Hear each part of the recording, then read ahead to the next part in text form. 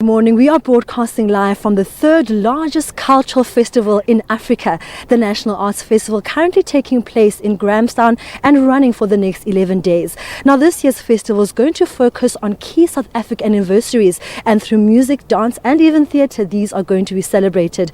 Joining me this morning is Ismail Mohammed, the artistic director of the Arts Festival. Take us more and brief us more about the cultural side of this festival.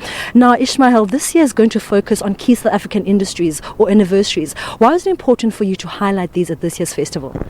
As a festival, we've always tried to find some kind of a strand that binds a lot of the work that we have together.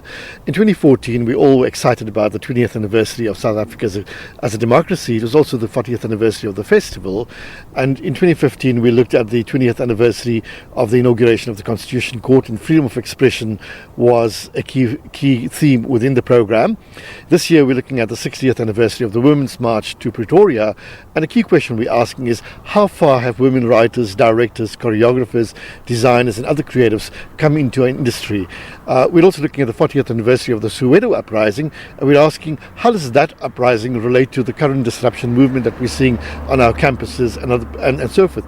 But we're not just looking locally, we're also beginning to look globally in terms of how do those same anniversaries impact in other parts of the globe. Speaking about women, that's also one of the sub-themes of this year. Why is it important for you to focus on women and their role in the artistic sector? At least 80% of our program on the main this year features key women in central roles on productions, exhibitions, on our jazz program as well. We felt that in terms of looking back to the 60th anniversary, we didn't want to go into nostalgia, but we wanted to celebrate. We wanted to celebrate the tenacity of women artists. We wanted to look at the stories that they're telling. We wanted to look at how they're re-envisioning our society. And by putting the spotlight on women, we've been able to find wonderful women artists such as Lara Foot, who's our featured artist this year, one of South Africa's leading artists as a writer, director, but also as a manager within the arts. Sia Makuzeni, who's on our jazz program this year, is a wonderful artist. Jade Bowers, who's our Standard Bank Young Artist for theatre, is again another young artist that we can celebrate. And if I think anyone who comes to the festival this year will find such a large core of women who are central to the way we shape our society through the arts. Now, this year is also going to be your last festival. What kind of memories do you hold in your heart as you venture into new things? It's been a wonderful 8 years in Grahamstown, but it also marks the 30th anniversary since I first came to the festival as a fringe producer.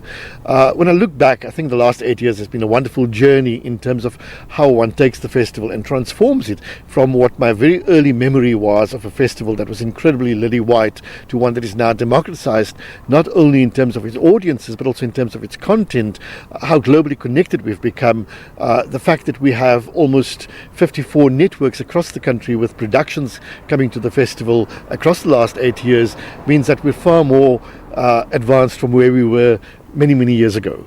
Well, that was Artistic Director of the National Arts Festival, Ismail Mohammed, saying that as he now is venturing into new things, this will be his last festival, by saying that what he takes back from it is that the diversity that is now seen at the festival is back to you in studio, Balesa.